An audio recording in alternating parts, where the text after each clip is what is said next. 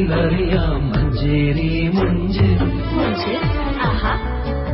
Manjeri FM 102.7. പ്രിയമുള്ളവരെ, ശുഭചിന്തകളോടെ ആരംഭിക്കാം, കേൾക്കാം സുഭാഷിതം. തയ്യാറാക്കി അവതരിപ്പിക്കുന്നത് കെ നജാത്തുള്ള.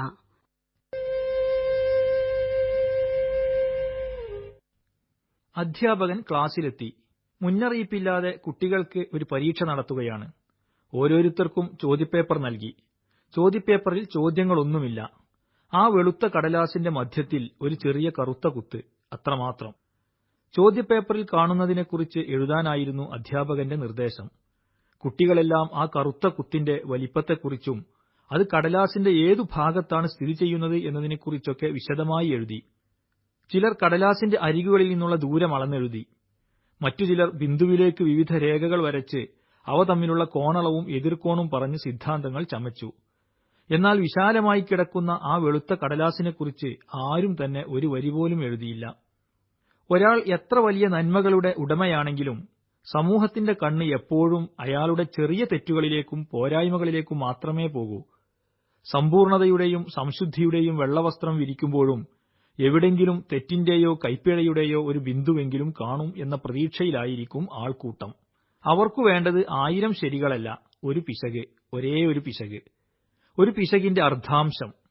അപരന്റെ വീഴ്ചയുടെ അടയാളങ്ങളുടെ വിശദീകരണവും ആഘോഷവുമാണ് പലരുടെയും ജീവിതം. ശരികളുടെ ലോകത്തു മാത്രം ജീവിക്കുമ്പോഴും ഒരൊറ്റ തെറ്റിനു വേണ്ടി കാത്തിരിക്കുന്നവരുണ്ടാകും ചുറ്റിലും.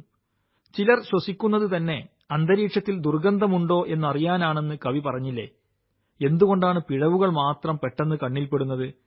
അന്യന്റെ പോരായ്മകളെ അവരുടെ തിരിച്ചറിയൽ രേഖകളാക്കി ഉയർത്തിപ്പിടിച്ചു നടക്കുന്ന ദോഷൈക ദൃക്കുകളുടെ ഇടയിൽ വിശുദ്ധർക്ക് പോലും പിടിച്ചു നിൽക്കാനാവില്ല. ഒരു നിമിഷം നിൽക്കൂ. ആരാണ് നാം ഇങ്ങനെ കുറ്റപ്പെടുത്തുന്ന സമൂഹം? നമ്മളൊക്കെ തന്നെ. ആളുകൾ നമ്മുടെ കുറ്റങ്ങളും കുറവുകളും ചൂണ്ടിക്കാണിക്കട്ടെ, നമുക്ക് തിരുത്താമല്ലോ.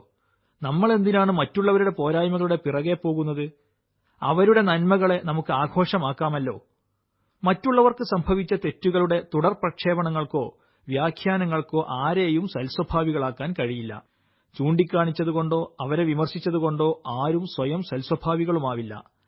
പകരം നന്മ കാണുന്നത് ഒരു ശീലമാക്കണം. ചെയ്യുന്ന ചെറിയ നല്ല കാര്യങ്ങളെപ്പോലും അംഗീകരിക്കണം, പ്രശംസിക്കണം. ചെയ്തു തീർത്ത സൽക്കർമ്മങ്ങളുടെ പ്രസിദ്ധി ആരിലും നന്മയുടെ തുടർചലനങ്ങൾ സൃഷ്ടിക്കും. അപരനെക്കുറിച്ച് നല്ലതുമാത്രം ചിന്തിക്കാനും സംസാരിക്കാനും തീരുമാനിച്ചാൽ സമൂഹത്തിലുണ്ടാകുന്ന ഊർജവും ഉന്മേഷവും വളരെ വലുതായിരിക്കും. നമ്മുടെ കണ്ണിന് കാഴ്ചശക്തിയുണ്ട്. കാഴ്ചശക്തി മാത്രമേയുള്ളൂ. കാണുന്നതെല്ലാം ശരിയാണോ തെറ്റാണോ എന്ന് വേർതിരിക്കാനുള്ള കഴിവ് കണ്ണിനില്ല. അത് നാം വളർന്നുവരുന്ന സാഹചര്യങ്ങളും പഠിക്കുന്ന പാഠങ്ങളും നൽകുന്ന തിരിച്ചറിവാണ്. ഈ ഭൂമിയിൽ ആരും സമ്പൂർണരല്ല. എല്ലാവർക്കും അവരുടേതായ പോരായ്മകൾ ഉണ്ടാകും എന്നത് ക്രിയാത്മക ചിന്തയാണ്. അത് ഉണ്ടാകുമ്പോഴാണ് മറ്റുള്ളവരെ ബഹുമാനിക്കാൻ കഴിയുക. നമ്മുടെ വീക്ഷണം ശുദ്ധമാകുന്നതും അപ്പോഴാണ്. മറ്റുള്ളവരുടെ തെറ്റുകൾ ക്ഷമിക്കുമ്പോഴും നാം നമ്മുടെ സ്വന്തം ജീവിതത്തിൽ വളരെ ശ്രദ്ധാലുക്കളായിരിക്കണം. എത്ര നല്ല ഒരു പഴമാണെങ്കിലും ഒരു ചെറിയ പുഴുക്കുത്തു മതി അത് ഉപയോഗശൂന്യമാകാൻ. അതുപോലെ ഒരു ആയുസ്സുകൊണ്ട് നാം സമ്പാദിച്ചെടുത്ത സൽപ്പേരും യശസ്സും ഒരു നിമിഷത്തെ അശ്രദ്ധ മതിയാകും. കെ നജാത്തുള്ള തയ്യാറാക്കി അവതരിപ്പിച്ച സുഭാഷിതമാണ് കേട്ടത്. അദ്ദേഹത്തിന്റെ ഫോൺ നമ്പർ 99